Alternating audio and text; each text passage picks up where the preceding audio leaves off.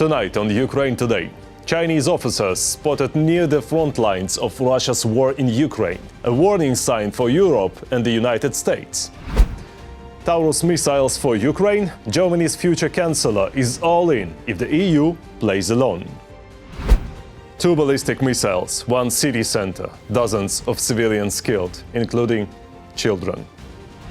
3 questions to US Secretary of State Marco Rubio after his comment on Sumy massacre.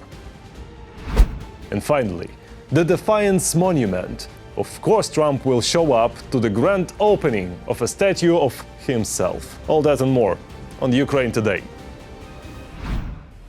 Hi there, we are from Ukraine. My name is Volodymyr Robchun. Make sure to like, subscribe, and let's dive in.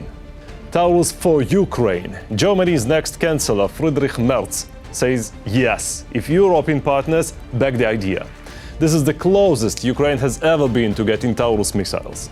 Friedrich Merz told ARD that these long-range weapons could help destroy Russian land roads connecting mainland Russia to the temporarily occupied Crimea, which would seriously damage Russia's logistics. And he added, for 3 years, Ukraine has only been reacting. Now it's time to shape the battlefield.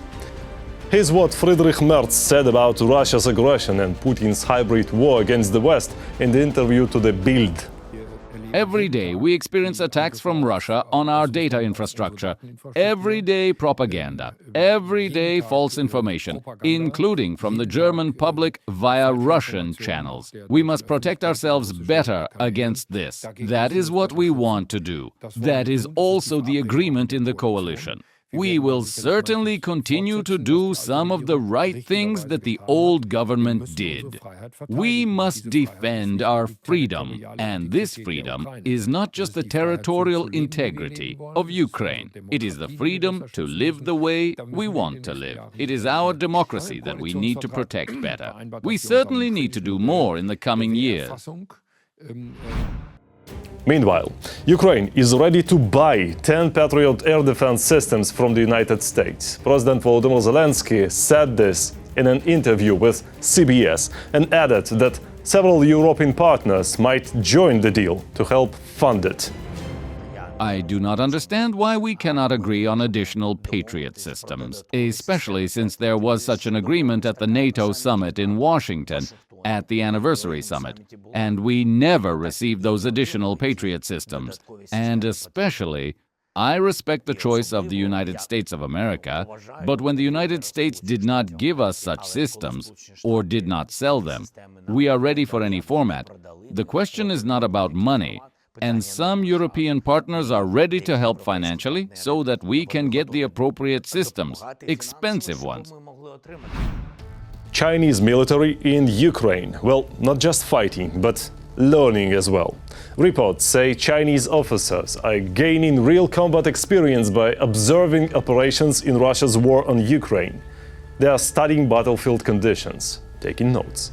Should Europe and the US be worried? Well, when your rival is watching someone else's war up close, you might want to pay attention. More in our next report. The Chinese government has always required its citizens to stay away from the zone of armed conflict in Ukraine, to avoid involvement in any form, particularly refraining from participating in military operations on either side. In the USA, it was stated that information about the possible involvement of Chinese citizens in the war in Ukraine is a cause for concern. China remains a key source of support for Russia in the war against Ukraine. Amidst the Chinese leadership distancing itself from the involvement of its citizens in the war with Ukraine, information has emerged that Beijing has officially sent members of its People's Liberation Army Officer Corps to the war on the side of the Russian Federation. This is reported by Reuters. They were allegedly present in the theater of military operations behind the front line to learn tactical lessons from the war. Chinese military officers, with Beijing's approval, made trips along the front line of the Russian Federation. This is a very important point. I think the US needs to pay more attention to what is happening today. This is another country that is militarily supporting Russia's invasion of Ukraine on the side of the Russian Federation. The Kremlin refused to comment on the information about the Chinese. This operation is highly recommended and essential. It became known on April 8th that Chinese citizens are fighting on the side of the Russians at the front in Ukraine after Ukrainian military captured 2 Chinese at play in the Donetsk region. Ooh. Boom, boom, boom, boom, boom, boom. Uh-huh. My commander. Boom. Oh. And here. Wow. Uh-huh. President Zelensky noted that the Chinese are fighting directly in Ukraine, unlike the North Koreans, who fought on the territory of the Russian Federation in the Kursk region. We are very hopeful that after this situation, the Americans will talk first with the Ukrainians and then with the Russians. We also very much hope that the Chinese side will respond as well. Russian opposition journalists have identified the names of 51 military personnel from China who passed through the selection point of the armed forces of the Russian Federation over the year. Those wishing to sign a contract from China came to enlist regularly, every month. Most Chinese citizens flew to Moscow shortly before applying at the selection point for contract service. Pan Lin is a former member of the Chinese military police. He fought near Bakhmut, was wounded, went to the hospital, and returned to the front. Hello friends, we are still in Bakhmut. And here I met a volunteer from China. Ni hao. Ni hao. Now basically, we will hear the story from the Chinese man about how he saved Russians in one settlement. In this video, the Chinese man Pan Lin is helping to bandage the wounds of a Russian occupier on the front line. 1 or 2. Yes, did the Chinese man save? Yeah, take it, and a friend. 36-year-old Duan Wei. He was wounded in 2023, judging by the photo. After treatment, he returned back to the PRC. The youngest of the Chinese contractors on the list is 20 years old, and the oldest is 51 years old. At least one of them has already died in the war in Ukraine. In April 2024, the British Ministry of Defense reported that foreigners serving in the Russian army are promised a monthly salary of $2,200 and a Russian passport.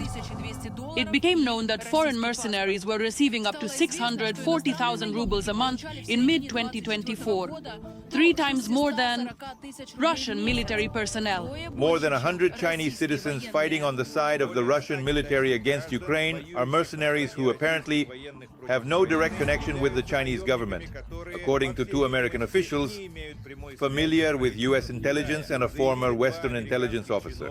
Russian propaganda has reached China as well. Videos have started circulating on Chinese social media where Russians are recruiting Chinese people for the war against Ukraine.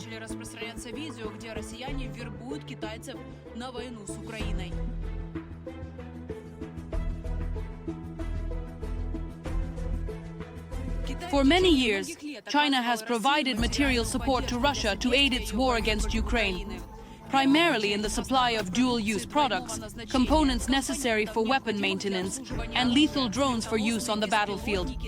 In October, the Biden administration imposed sanctions for the first time against 2 Chinese companies for supplying weapon systems to Moscow. Every voice matters. Join our community, support independent journalism and help us bring you the truth from Ukraine. Become a member of Ukraine Today. Join us now. Ukraine is fighting for freedom. Support independent Ukrainian journalism so we can continue bringing you the truth about this war. Click the link in the description below and become our sponsor. Together to victory. 2 ballistic missiles, dozens of civilians killed. The death toll in Sumy has risen to 34. Another 119 people were injured after 2 Russian ballistic missiles hit the city center. Among the victims, 2 children. Residential buildings, offices, all damaged. Ukrainian emergency services released heartbreaking images from the scene. Civilians wounded, civilians killed. This is what Russia calls a military target. The strike hit right in the center of the city, in the Willowy area. Only a completely repulsed bastard can do such a thing. Today, many leaders of states, diplomats, many ordinary people with big hearts expressed their condolences to Ukraine, to Ukrainians, condemned the Russian strike. President Zelensky called on Ukraine's allies to increase pressure on Russia because it's the only way to stop these war crimes. Every Russian ballistic missile, every wing and missile, every Russian checkerboard, every guided bomb hits not only our people, our communities, but also the diplomacy, the politics of everyone who is really trying to end this. Western leaders, diplomats, public figures, they all reacted. We heard condolences, outrage and statements of support for Ukraine. Among them, US Secretary of State Marco Rubio. On X he wrote, and I'm quoting, "The United States extends our deepest condolences to the victims of today's horrifying Russian missile attack on Sumy. This is a tragic reminder of why President Trump and his administration are putting so much time and effort into trying to end this war and achieve durable peace. First, thank you for your condolences, and thank you for naming the aggressor. That's important. But now, Mr. Rubio, I just want to clarify a few things. So much time. Is that between golf games and trade wars with the whole world? Oh, my bad. The whole world except Russia and Belarus? So much effort. Is that changing minerals deal so that Ukraine gives up everything and gets nothing in return? And durable peace. Is that about giving the dictator who started this war everything he wants? Because when you suggest that sovereign Ukraine might have to give up its territory, it sounds a lot like surrender. Yes, we know that Putin ignores every agreement, but hey, maybe this time he really wants peace, right? You know what your post actually reminds of? That Russia still feels zero consequences. That's why they keep killing children. That's the real tragic reminder. But on the other hand, let's be real, there are things way more important than helping Ukraine, like unveiling the Trump statue in West Palm Beach, because obviously that statue won't unveil itself. The sculpture was a gift from businessman Anthony Constantino. The name? The Defiance Monument. Because sure, so much time and effort into achieving durable peace, but first, let's take a selfie with Bronze Trump. That's all for today. Thanks for watching. We read your comments and feel your support. Strength to our defenders. Glory to Ukraine. Like, subscribe, and we will see you soon.